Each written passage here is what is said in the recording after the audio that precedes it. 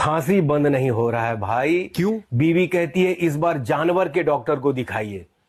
वो कहती है देखिए आप प्राइवेट जॉब करते हैं, रोज सुबह मुर्गे की तरह उठ जाते हैं, घोड़े की तरह भागकर ड्यूटी चले जाते हैं, गधे की तरह दिन भर काम करते हैं, लोमड़ी की तरह इधर उधर से इंफॉर्मेशन बटोरते हैं, बंदर की तरह सीनियर अधिकारियों के इशारों पर नाचते हैं, घर आकर परिवार पर कुत्तों की तरह चिल्लाते हैं और फिर भैंस की तरह खाकर सो जाते हैं।